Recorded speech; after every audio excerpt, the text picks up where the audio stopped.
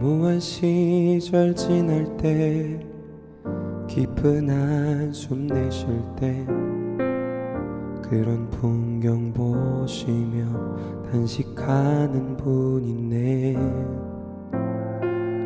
고와 같이 너희를 버려두지 않으리.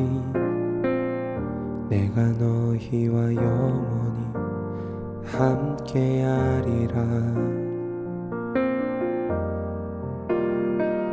성령이 오셨네.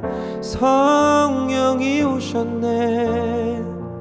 내 주에 보내신 성령이 오셨네.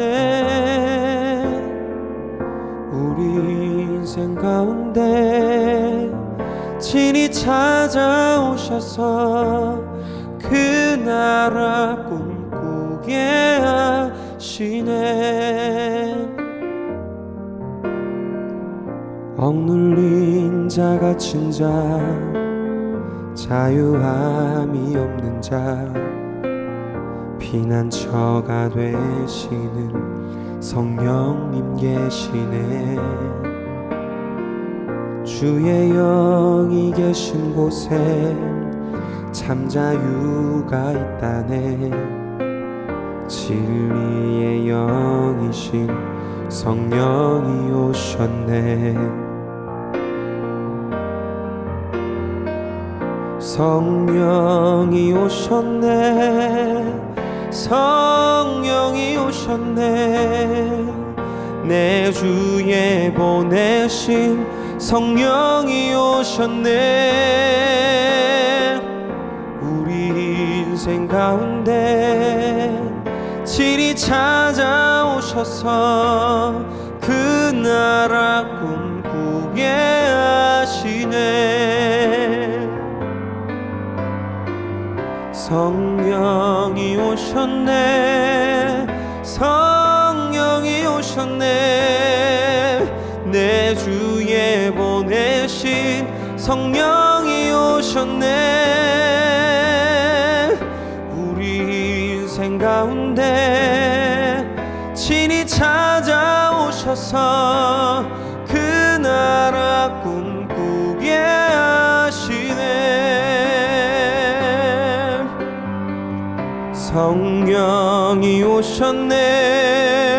성령이 오셨네.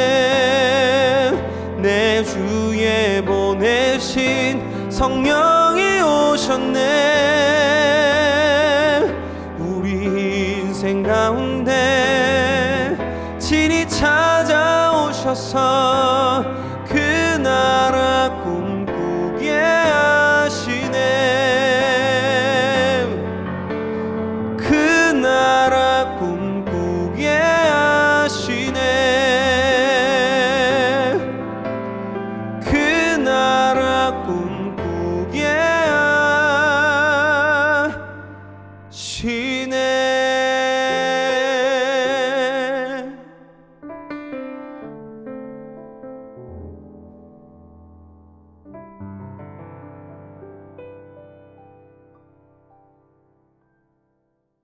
네, 오늘은 고난주간의 목요일, 일명 우리 세족 목요일이라고 하는 날입니다. 예수님께서 우리의 발을 씻겨주실 때 아마 아무도 왜 예수님이 갑자기 내 발을 씻겨주시지 예수님의 의도를 이해하고 있었던 사람은 없었던 것 같습니다. 주님은 주님의 길을, 주님의 이름을 위하여 그 길을 걸어가셨습니다. 우리가 다 이해하지 못하더라도 그 순간 주님을 조금 더 깊이 묵상해 봤으면 어땠을까, 제자들의 모습을 보면서 그렇게 좀 아쉬워하기도 하는데요. 우리에게 주어진 말씀들을 깊이 묵상하는 가운데 주님의 뜻을 더 알아가는 우리의 사순절 기간이 되었으면 좋겠습니다. 예레미야가 5장 3절로 6절 말씀을 제가 먼저 읽겠습니다. 우리는 아버지 없는 고아들이오며 우리의 어머니는 과부들 같으니 우리가 은을 주고 물을 마시며 값을 주고 나무들을 가져오며 우리를 뒤쫓는 자들이 우리의 목을 눌러싸오니 우리가 기진하여 쉴 수 없나이다. 우리가 애굽 사람과 아수르 사람과 악수하고 양식을 얻어 배불리고자 하였나이다. 오늘 말씀을 먼저 개인적으로 묵상해 보시기 바랍니다.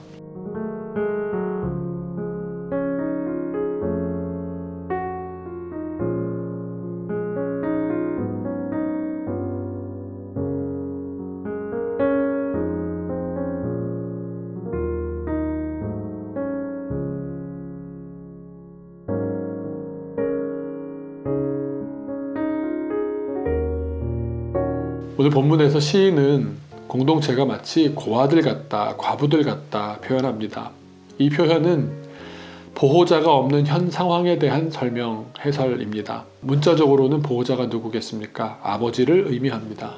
하지만 문맥으로 보자면 이 보호자 누구겠습니까? 하나님이십니다. 하나님의 보호를 받지 못하고 있는 현재 상태를 표현한 것입니다. 보호자가 제공해 주었던 물과 나무들을 이제는 스스로 구해야만 합니다. 하지만 보호자 없이 그 일을 얼마 동안이나 할 수 있겠습니까? 항상 그들을 뒤쫓는 자들이 있고 물과 나무를 구하기 위한 비용은 충분하지 못할 것입니다. 이와 같이 스스로의 힘으로 부족함을 채우며 살아간다는 것은 극히 어려운 일입니다. 이스라엘이 그것을 진작에 깨달았더라면 하나님을 찾았을 것입니다. 그런데 그들이 찾은 방법이라곤 애굽과 아수르를 의지하는 것이었습니다. 그들에게 우리를 보호해달라고, 우리의 보호자가 되어달라고 간청했습니다. 그것 또한 일정 부분 해결 방법이 되었을런지는 모르겠습니다. 그 당시에는 아마 우리의 눈으로 보기에는 가장 지혜로운 방법이었을 수도 있을 겁니다. 하지만 이런 방법으로 얼마나 버틸 수 있었겠습니까? 왜 그들은 즉시 하나님을 찾지 않았을까요? 오랫동안 하나님을 찾은 적이 없기 때문에 하나님을 찾는 방법 자체를 잊어버렸을 겁니다. 하나님께 기도한다는 그 자체가 어색했을 겁니다.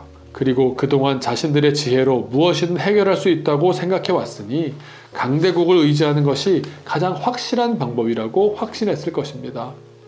이렇게 그들은 정말 어리석은 삶을 살아왔습니다. 인간은 창조될 때부터 하나님의 도우심 없이는 살아갈 수 없는 그런 존재였습니다. 인간은 나약하고 유한하며 한계점이 많습니다. 원래부터 그런 피조물이었습니다. 그래서 인간의 유일한 보호자이신 하나님이 보호해 주셔야 살 수 있었습니다. 그런데 이스라엘은 그 사실을 너무 자주 잊어버렸고 우리 또한 마찬가지 아닙니까? 보호자 되신 하나님은 우리 삶의 모든 영역에 반드시 계셔야 합니다. 하지만 일정 부분도 모자라 대부분의 영역에서 우리는 하나님을 보호자로 인정하지 않고 살아갑니다. 하나님의 보호가 없어도 괜찮다고까지 그렇게 착각합니다. 하나님의 보호를 받지 못했던 이스라엘의 마지막이 어떠했는지를 우리가 깊이 들여다볼 일입니다. 처참하기 이를 데 없었습니다. 이와 같은 상황은 수천 년 전부터 지금까지 계속해서 반복되고 있는데 우리는 왜 이렇게 깨닫지 못하겠습니까? 우리는 왜 이렇게 미련합니까? 우리에겐 절대적으로 오직 한 분 하나님이 필요합니다. 오늘 말씀을 우리의 삶에 한번 적용해 보고자 합니다. 우리의 유일한 보호자는 하나님이심을 잊지 말아야 합니다. 우리 스스로 노력하는 것이 어느 정도는 성공할 수 있겠습니다. 하지만 오래가지 못합니다. 영구하지 못합니다. 하나님이 아닌 다른 일을 의지하는 것, 다른 사람을 의지하는 것, 또한 일정 부분 해결 가능한 부분이 있을지도 모릅니다. 하지만 오래가지 못합니다. 하나님이 보호해 주시지 않는 인간의 삶은 존재할 수 없습니다. 우리가 온전히 십자가 앞에 우리를 못 받고 주님께만 의지하는 삶이 되시기를 축원합니다. 예수님께서 그렇게 십자가에서 전적으로 자기를 드리며 오직 하나님의 뜻을 이룬 것처럼 우리 또한 하나님 앞에 우리를 전적으로 드리며 하나님이 주시는 삶으로 거듭나야 할 줄로 믿습니다. 우리 공동기도로 오늘의 묵상을 마무리하겠습니다. 주님께서 우리의 유일한 보호자이심을 믿습니다. 스스로가 가진 능력과 힘으로 무엇인가를 조금 이루었다고 해서 앞으로 모든 인생을 스스로 해결할 수 있다는 교만함을 버리게 하옵소서. 우리가 가진 지혜를 발휘하여 하나님이 아닌 다른 방법으로 문제를 해결해 보려는 어리석음을 버리게 하옵소서. 하나님을 의지하며 살아갈 수 있다는 것이 힘이며 하나님을 찾을 수 있다는 것이 지혜임을 깨닫게 하옵소서. 그래서 하나님만을 의지할 수 있는 용기와 믿음을 주옵소서. 예수님의 이름으로 기도드립니다. 아멘.